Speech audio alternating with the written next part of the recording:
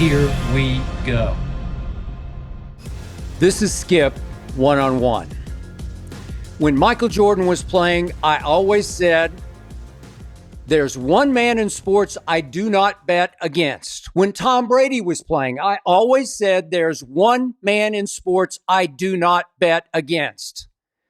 And now that one man is Deion Sanders. Always has been, always will be. Don't bet against him. I've said many times, Deion Sanders was the greatest all-around athlete I ever saw. That's football, baseball, track, and even high school basketball. And now Deion Sanders is becoming a great coach when NFL ex-superstars, they don't become coaches at all, let alone a great coach. But Deion Sanders is as rare a man as I have ever known. That's on and off the field. Deion Sanders transcends sports. And Coach, I just appreciate you taking a little time with me here today. Well, first of all, I apologize for the technical difficulties. I'm old school. Okay. If somebody I think I'm older school than you are. I got it. I don't know how to run all these electronics nowadays, man, and I'm sorry. I understand, but you do know how to coach football, and that's all that really matters. And by the way, speaking of that, I don't think you're getting enough credit, because if you know the history of your league, the National Football League, ex-superstars don't become coaches. Right. I looked hard at it. There was Coach Landry, and he was a pretty good cornerback back in the days of the white cornerbacks for the New York Football Giants, right?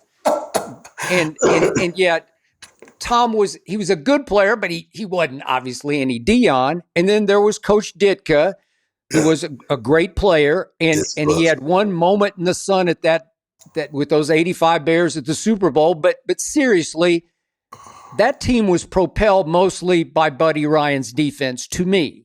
Right. So that brings us to Deion Sanders. You're a TV star. You could have 100 easy, cushy TV gigs, and you have now chosen to battle your way up the ladder as a college football coach. What drove you to do that? Necessity. I'm driven by need and purpose. Retired, Bucky, my oldest son, I remember playing for the Cowboys and going out to watch him play on Saturdays before we had to report over to camp, and getting the videographer to film his games. And I can remember watching practice and being disgusted of watching some of the things transpire of, dad ball and how that works. And then when my younger kids start playing, I lied about their ages. I'm like, I'm not going to two different practices. Okay, Shedeur, you're going to be 6, and Shiloh's going to be 7. Now, Shiloh's 7, all right? So I could just go to one practice. And I'm sitting over there, and they were just doing some stupid stuff. And I get up and go help them and change it, fix it, sit back down. They start doing it again. These kids was 10 yards apart, just going head on like somebody's going to get a concussion. So I'm fixing it. So finally I said, if I'm going to do this, I might as well do it myself. And I called all my ex-Cowboy teammates like George Hageman, Kevin Mathis, and so forth. And we started a youth program and had 1,200 kids try out at the Cotton Bowl for our teams. And the rest is history. We hadn't stopped since. Unbelievable. Are there moments you ever say, why am I inflicting all this stress on myself? Because it's hard to coach college football. It is. First of all, it's harder to coach kids because you're dealing with parents head on.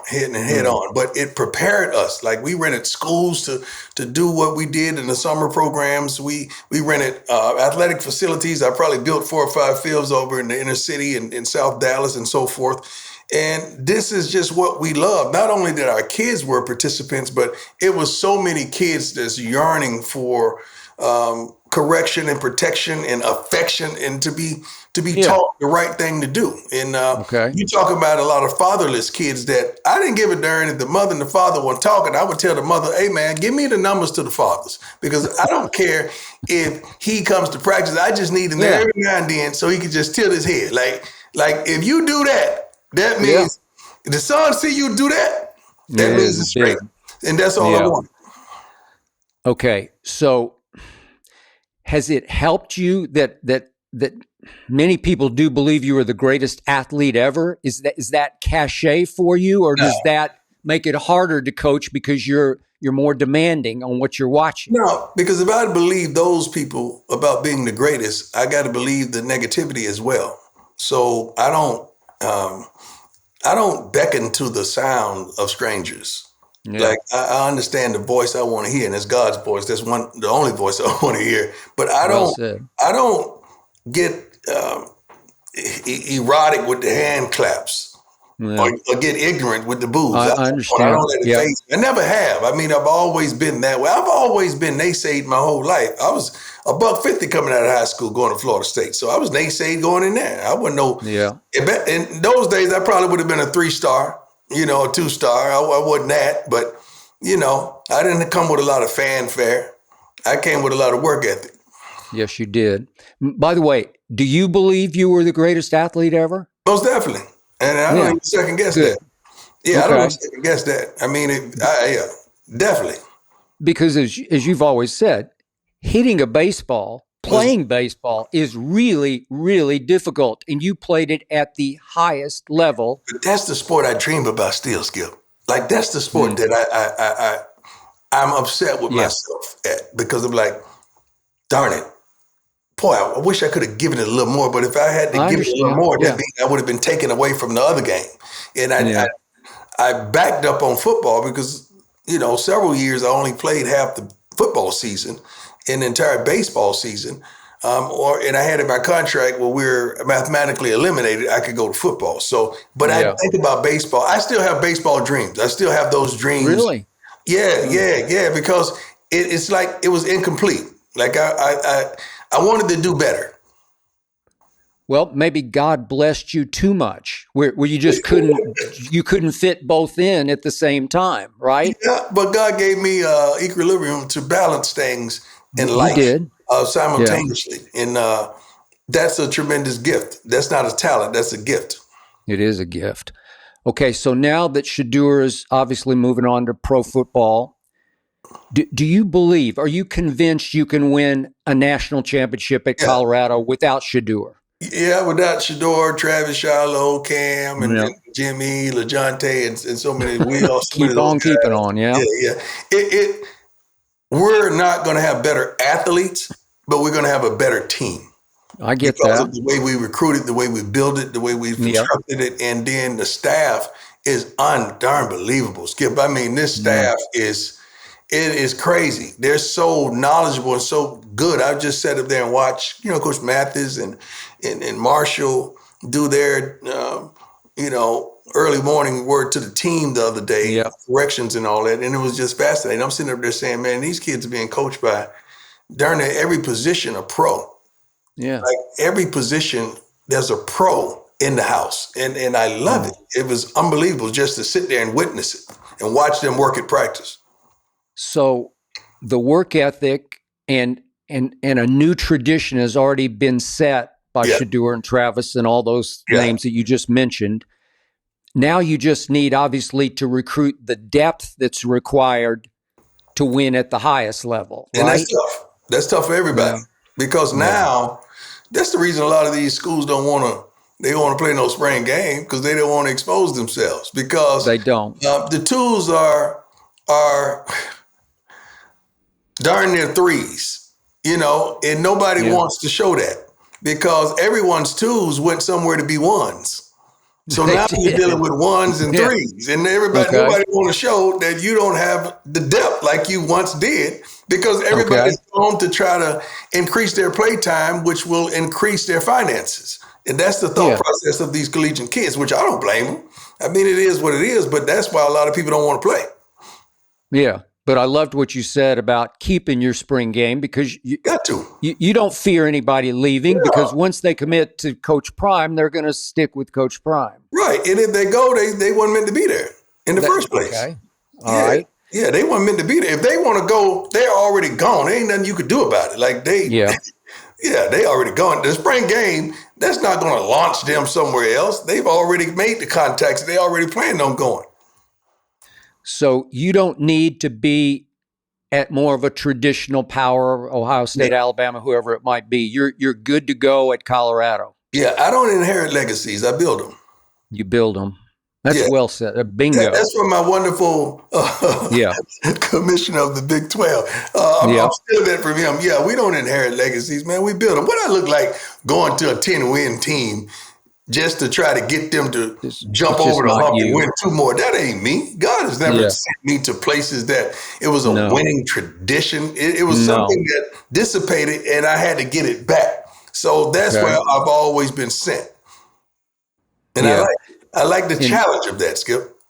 and it is a challenge, but you are such a drawing card. You're such a lightning rod that I do think it was huge for you and your cachet in Boulder. You can snap your fingers and have all kinds of ex-stars, current stars, entertainers that they flocked to Boulder. Did that help? How much did that help? Well, it helps that we're recognized and that Yeah. we are somebody to be dealt with. That helps that the television networks have chosen us to showcase us every week. That helps that the stadium is packed every game. That helps that we could say something like we want to play against someone else in the spring and we know that game is going to sell out and it's going to be on television. All that stuff helps because this generation, they wants to be known, recognized, and seen, and they want exposure. And it helps that we could give them that. Yes, you could. All right. You did also open another door as you climbed up that ladder at Jackson State. Obviously, Eddie George had been at Tennessee State, but now we got Michael Vick and we got Deshaun at the HBCUs. Love them, and man. I do believe you blazed some of that trail for them. Yeah. Does that mean something to you? Yes, it does, because I'm happy to be a conduit for change. Like Yes. all my life, I've been fighting for change. The way cornerbacks were thought of when I first came in the league, a guy that could be unapologetically himself, but had game. A lot of the guys prior to, they were themselves, but they didn't have the game to match. So now that you can be unapologetically yourself and have the game to match, the sky's the limit. So opening doors or cracking that door that those other gentlemen can get in. And then not only we want to assist them getting in, we want to make sure they stay. Because when Mac Vick does well, when Deshaun Jackson does well, it opens the doors for others. And it's continuously. I talk to these guys all the time. Anything they need, anything they desire, I send them practice schedules. Guys that I know they're not going to make it with us, I give them a list of so they can have a shot at them. And I just want those guys to be successful because they have the opportunity to inflict change on lives. They do. Yeah. Okay, with Michael and Deshaun, what's going to be the hardest thing for them to overcome early on as a new football coach? Dealing with the foolishness in-house.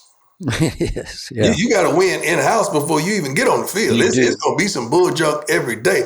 Every day. I apologize for putting Eddie out there, but Eddie's my guy. I remember when Eddie was first going to Tennessee, I said, Eddie, look. Yeah. He says, is there anything I should know? I said, yeah.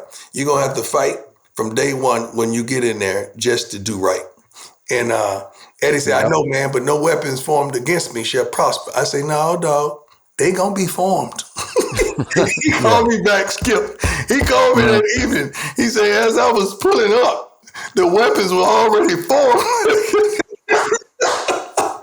But they did not prosper. They did not prosper because he's a godly man. He's a strong man. He's a faithful man, and I love what he stands for.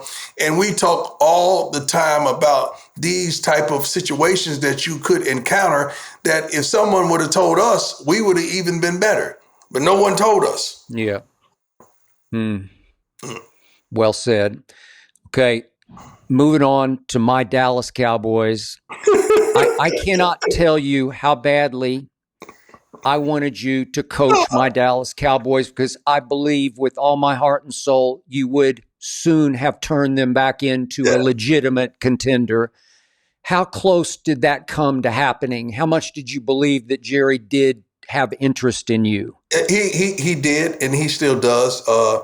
Jerry's a dear friend. I love him to life. I know the Jerry Jones, the true Jerry Jones that a lot of people don't get an opportunity to see. They just see the business tycoon and the stout businessman and the owner of the Dallas Cowboys. I know the Jerry Jones that loves his kids and loves his wife to life. I know that guy. It was interesting. I didn't first I didn't really think about it that much, but after we conversated, I said, wow, like this has a possibility. Would I do it? And the only way I would have done it, Skip, to be honest with you, is I knew guaranteed I had an opportunity to coach my sons. Yeah, absolutely. Yeah. That's it. Because other than that, why? Like, why? It don't make sense to me. But if I had an opportunity to continue coaching Charlotte and Shedeur, I would have been ecstatic. In Dallas as well. Yeah, that would have been awesome. Okay, so is it fair to say the job was offered to you, at least dangled to you? No, I'm not going to say it was offered to me.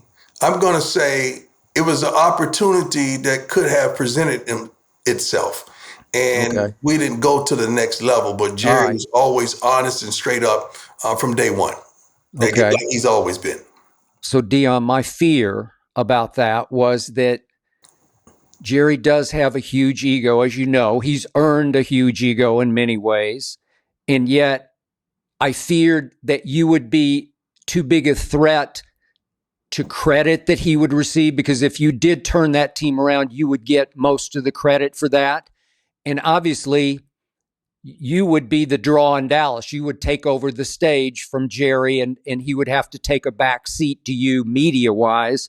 And he does do radio shows, and he does do post-game interviews, as you know. Did you fear any of those concepts? Yeah, because we have a friendship, we have a relationship, and people forget Jerry Jones just wants to win. That's it.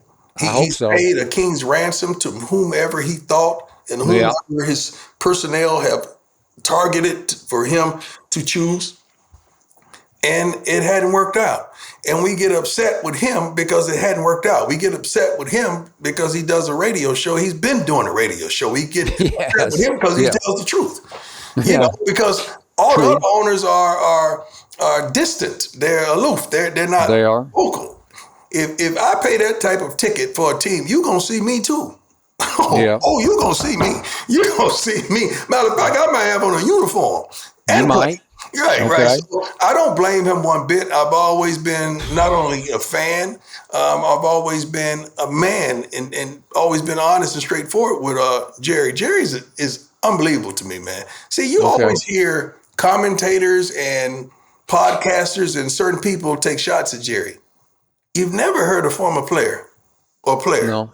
You don't. Because he's that good of a person. He's that good as an individual. He's just polarizing. Okay.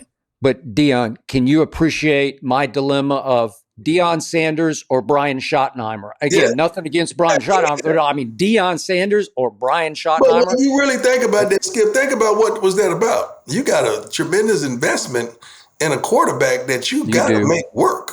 You got to make this work. So which is one of the only ways you make it work is to really sustain, maintain someone that he's truly comfortable with. I understand. Yeah, that's what that's about. Okay. Yeah. So, Deion, think about this.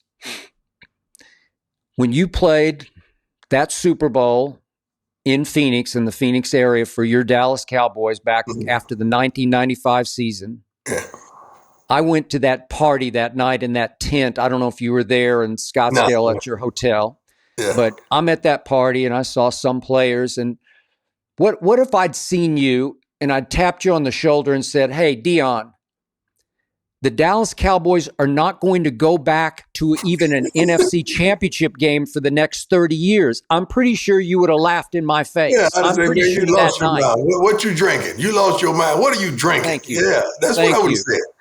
Yeah. And do you ever step back from it and say, what happened? Where did it go?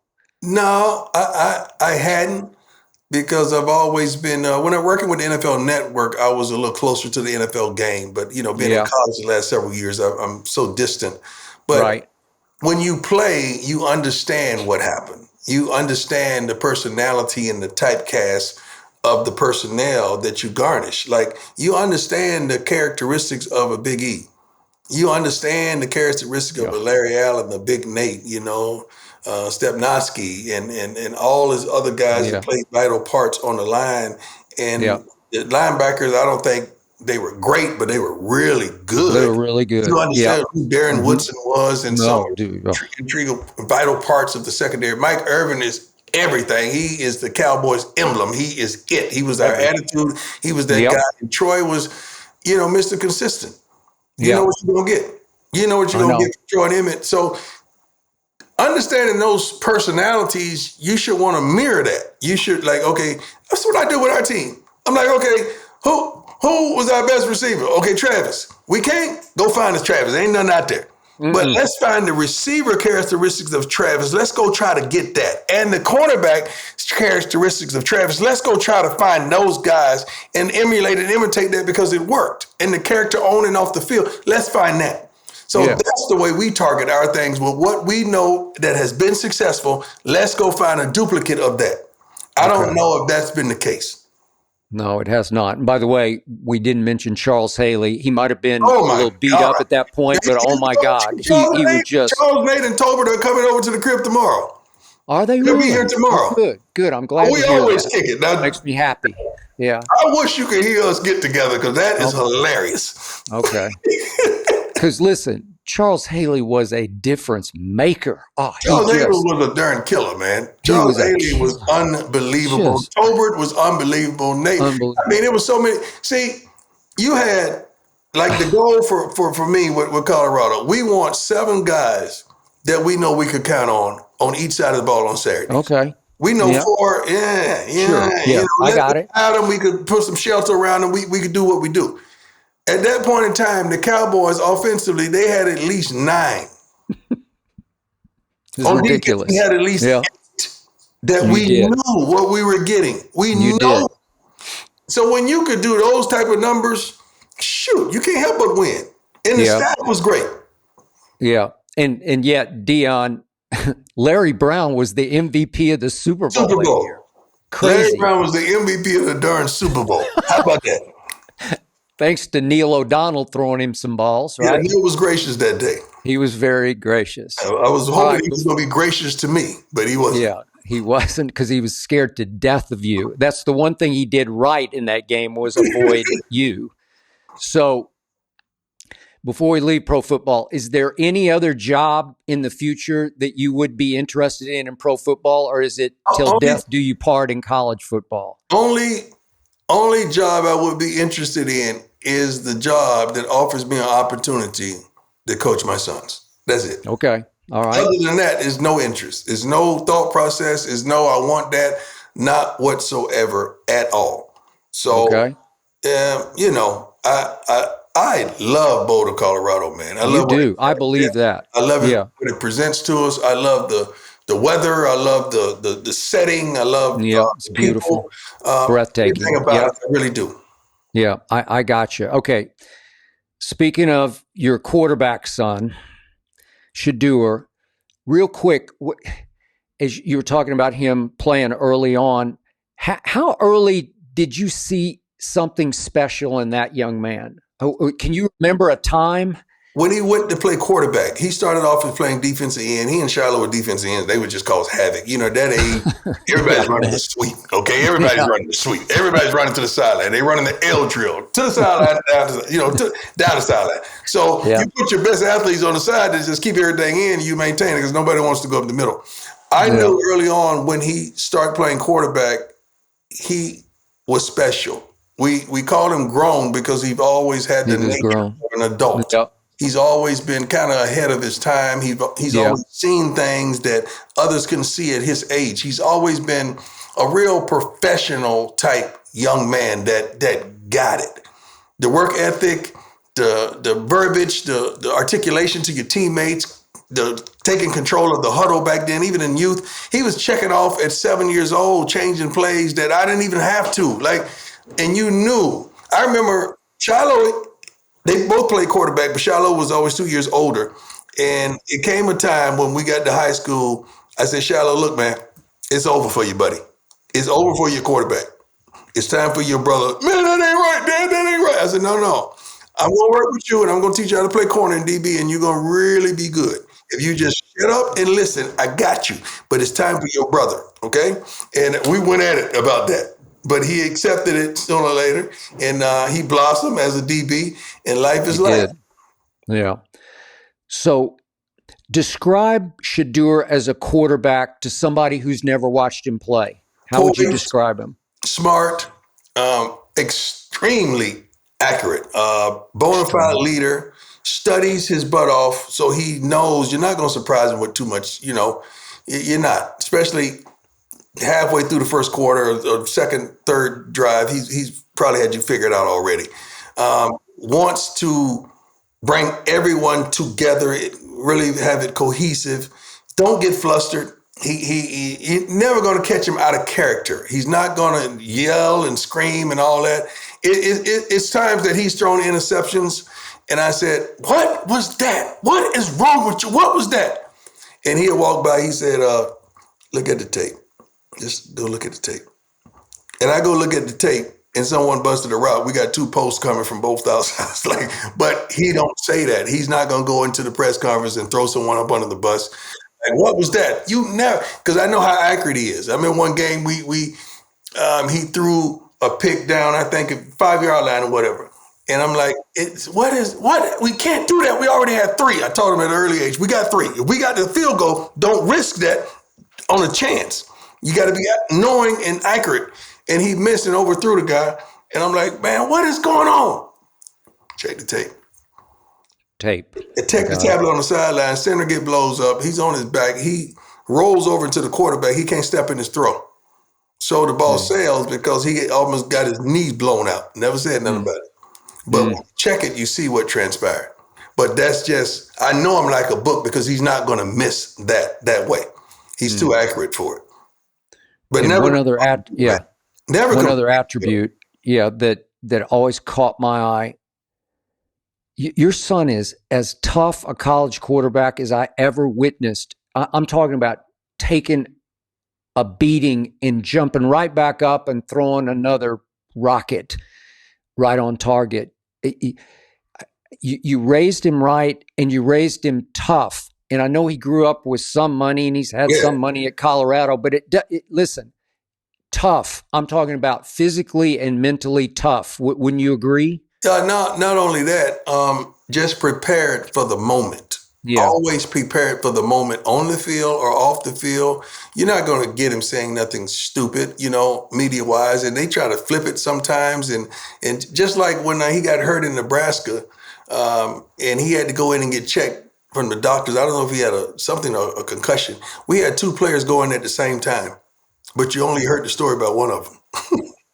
No, they literally left because they came and checked with me. I said, go in and get checked out. I gave them the go ahead. And it was through a timeout or whatever. But it's like, stop, man. Stop. I guess just because the last name is Sanders, you got to attack. And that don't make sense because we've never attacked anybody in our lives. We just always try to be a blessing. Okay. Speaking of attacking, Josina Anderson reported that there was some quarterback coach of a top 7 picking team. And that was a lie. That after an interview with Shedeur said he was brash and arrogant. And Josina reported in his media interview he was the opposite of brash and arrogant. Yeah. So how much did that anger his father?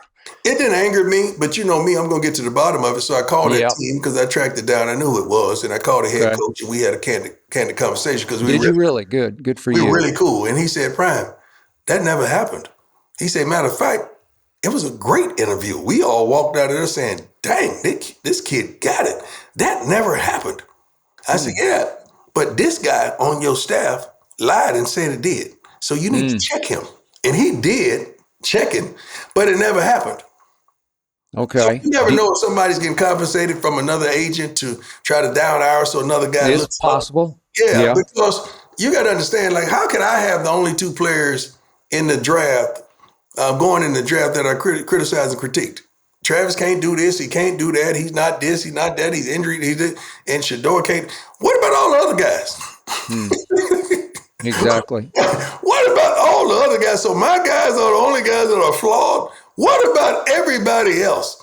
And we don't pick and choose. We don't want any of those guys talked about negatively.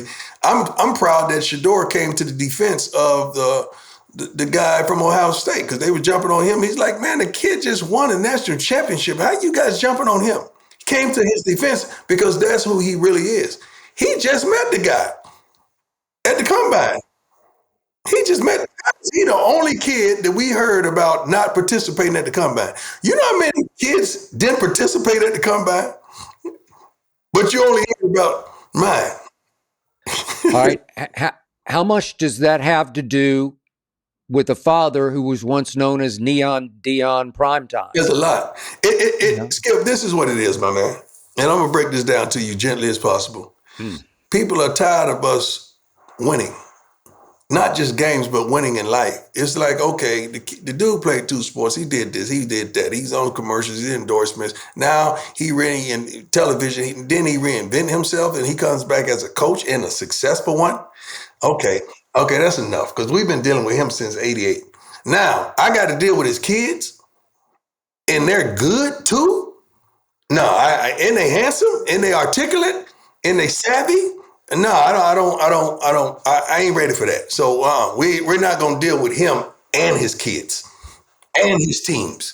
No, we're not going to do that. Is there any racial backdrop to this I don't resentment? know if it's racial backdrop, but it's a drop. A drop. It's definitely a drop that's being backed. Okay. You know. Okay, you got me. It definitely is. Yeah. By the way, would you want to call out that quarterback coach by name, possibly? No, I don't want to call it by names, but he know I know. Yeah. I never called him. I just called his head coach. I never called him. That was some bull jump because that was a lie. When your head coach said, I was in the meeting, that's a lie. That's a lie. Yeah. Okay. Yeah. So I haven't had a chance to ask you this, but would you be okay with Shedeur playing in Tennessee or Cleveland, who apparently are not that interested in him, but I don't know if it's smokescreen. Yeah. But would you be cool with those 2 teams drafting your son? Tennessee needs a quarterback. Cleveland needs a quarterback. The Giants need a quarterback. The Saints need a quarterback. I can keep going. Pittsburgh needs a quarterback. Like, it's several teams that need a quarterback. So we're not panicking and we're not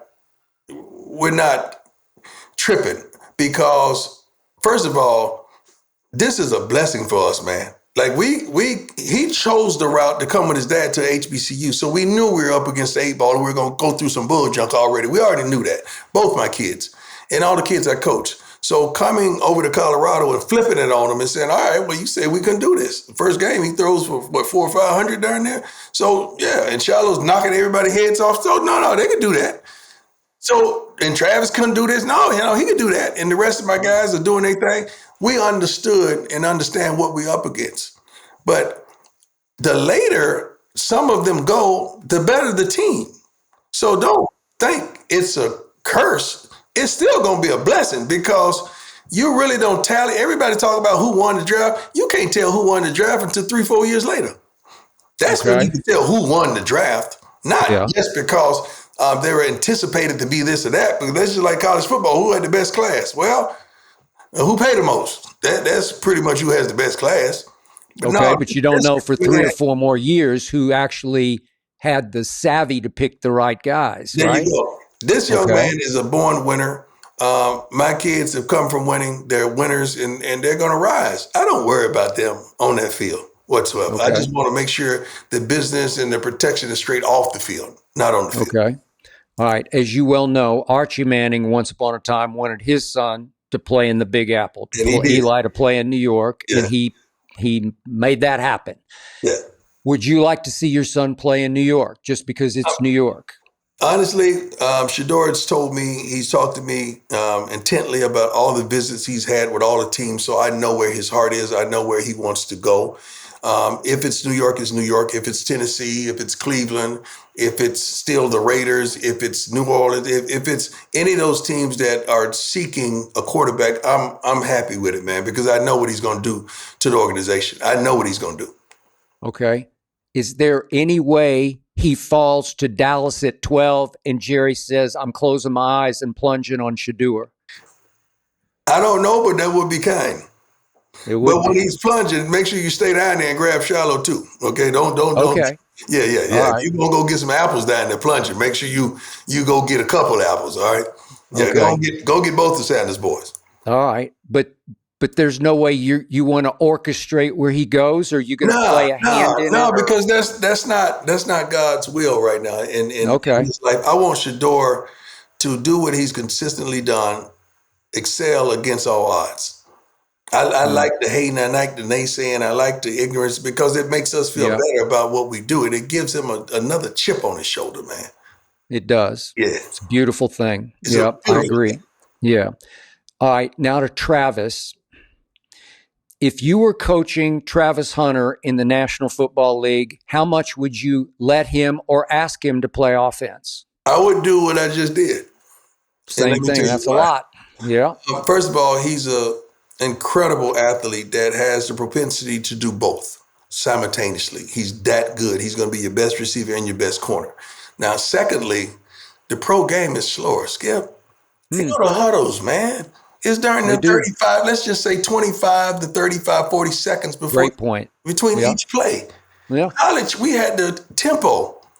It was go, go, go, go, go. And he still put up 100-some snaps every game. It was unbelievable. He gets more rest. And in the pros, you can't hit nobody downfield, so you don't have to worry about no cheap shot or nothing like that because you can't do it. You can't. So his protection is going to be so much better in the NFL than it was in college. His rest, we rested him. We had a tremendous plan. We practiced with the guys that didn't play 70% on Sundays, but he always played that, so he didn't practice on Sunday, Monday, or Tuesday. So he came back to work on Wednesday, well rested. So in the pros, they don't go at it like they used to go at it once upon a time. This Shedeur blowing me up right now. So they don't do that. So he's going to be okay. He's going to be better than okay. It's just going to be a fool to have him on the sideline and your secondary is getting bombarded and he's over there. Or a fool that has him on the sideline and you can't move the ball and he's sitting over there right next to the coach. That don't make any sense to me.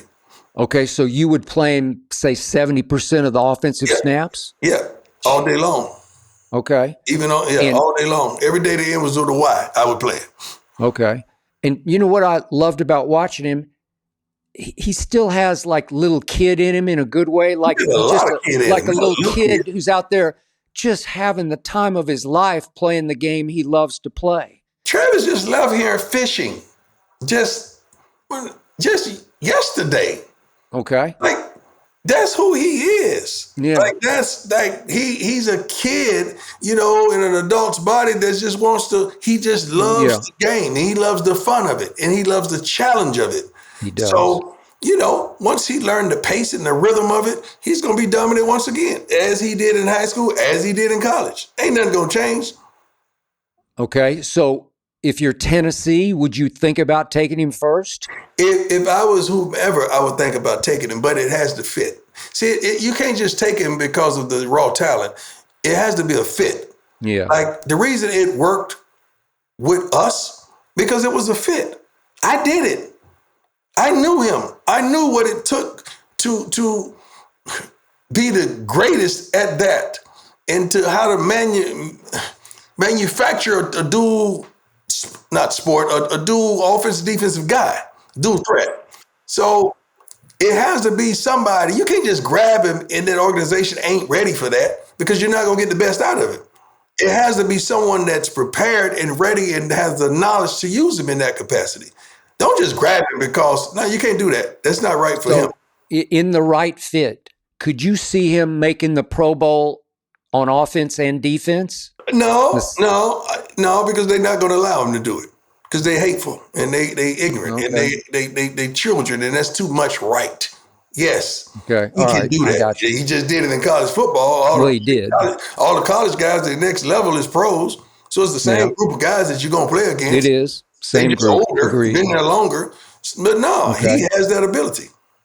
And how close can he become in pro football to Deion Sanders at cornerback? We're different. Travis ain't me and I ain't him. I could never accomplish the things that he's accomplished in his time and era. It took the right setting, the right situation, the right coach, the right player, the right purpose, and the right understanding. It took all of that for that to work. I receive calls from coaches around the country that has dual players, offensive, defensive guys that wants to know how I practice those guys, what was the thought process of those guys leading up to the game and all of that. And I respect them for that, reaching out to understand the rhythm of it. Okay, to me, you were by far the greatest cornerback ever. So how are you and Travis different? Travis is a much more polished and greater receiver. Travis is a go-getter. Now, I used to go get that ball. Don't get me wrong, but it is no 50-50 balls to Travis. It's his ball. Yeah, it's no 50-50. Ain't none. It's his. I had more speed. I had more burst in you did. The ability to run back kicks and all that. That's not who Travis is. Travis is going to run back passes. He's going to run back interceptions. He's not a returner whatsoever. But the kid, his energy, he's so well conditioned that he does not tire. I mean, Travis did, and I told those coaches who called me, I said, guys, we used to go ones versus twos, like the first defense, second offense. Then he flip it and go first defense, second offense, so he could have the simulation of what he did in the game. So that's how we practice. So he was already ready for it in the game. Then by Friday, we'd taper him back once again because he already had it instilled in him and knew his assignments. So he practiced like he played, and he played like he practiced. Okay. I just don't think it's fair to Travis to begin to compare him to the Deion I had the privilege of watching, because I'm talking about it ain't fair the greatest. Hey, we're talking about the greatest lockdown cover corner ever, where you could take a Jerry Rice or a Michael Irvin, just take them away. It's not fair, Skip. What is not fair? And I had some cats from yesterday always challenging me or comparing themselves to me, and I would look in the camera and tell them this, man: stop comparing a monument to a darn moment. They had moments. Perfect. I'm a darn monument, man. Monument. That's the God's truth. Yes, it's just the God's that's truth. The foolishness. Like, I ain't even getting into that. Yeah. They got to stop that. Okay. All right. Before we leave Travis, I just wanted to tell you that the play he made last year that I appreciated the most had nothing to do with pass coverage. It was that incredible play at the end of the Baylor game when it looked like their quarterback was going to score. The tackle. And he meets him head on at the line of scrimmage and dislodges the football from him. Yeah. Was that not a play? That was unbelievable. That to me, that solidified who he is. Like, he's a complete football player. He will tackle, he will do this, he will do that, he will do that, he will block. I mean, and the kid loves the game. The funniest thing that happened on the sideline with Travis, because he's a fool. Like, we on a TV timeout playing against UCF. And we had a play call, and I called timeout, and I stopped it because we were right before halftime. Then we got the ball coming out the locker room in the second half. I said, Pat, let's think about this play. I don't like that. Let's come up with something else, you know. And there was a voice came out of nowhere and said, throw it to Travis. That's a good idea. It was Travis. It was Travis. I mean, there you go. Throw it to Travis. And we're like, everybody know the ball going to you. And we hit the back on a little slip out of the backfield. He ran for about 15 yards, got out of bounds. I think 3 seconds left on the clock. We kicked the field goal going in half. But that's just who he is. You heard this voice say, throw it to Travis. And love that. That's our culture. That's our nature. And just how we get down in Colorado, man. It was so much fun. Some NFL coordinator is going to hear that voice. Throw it to Travis. Yeah, they're going to hear it. They're going to hear it. All right, go quickly a little deeper with me. I've always admired your commitment to your faith. You mentioned it earlier. What does God mean to Deion Sanders? Everything. If it wasn't for the Lord, I wouldn't be here. At one point in life, I was suicidal. I didn't love me. I didn't like me. I was intolerable to me. Like, and I wanted to out myself because I didn't think no one cared but Bucky and DeAndre at the time, my kids. So it was a vital and a low moment in my life, and God, not man, not woman, brought me back slowly but surely and lifted me up and showed me okay, I'm going to have more kids. I'm going to have another career or two. I'm going to continue. I'm going to be able to motivate and inspire and encourage people to go to the next level. Like the devil was trying to take me out because he knew what God was preparing me for. So I'm forever indebted to the Lord, and he trusts me. That's why he allows me success on every level, because he knows what I'm going to do with the glory. Yeah. How do you worship God from day to day? It's a relationship, Skip. Like I have a tremendous relationship. It's hard to ask somebody for something that you don't know. And we get everybody, hey, Lord, can you do this for me? Well, you got to know him to ask him for something. You can't ask somebody for something you don't know. We have a tremendous relationship. I talk to him all day long. I don't have secluded moments where I have to, like before we eat, we always pray, but it has to be deeper than that. It has to be a relationship. And that's what I have, a tremendous relationship and commitment to the Lord. Hey, Coach, love you. Appreciate your time and your wisdom. God bless you and Shedeur and Travis and your family as you move forward into what's next for everybody. And that's it for today's Skip One-on-One. See you next time.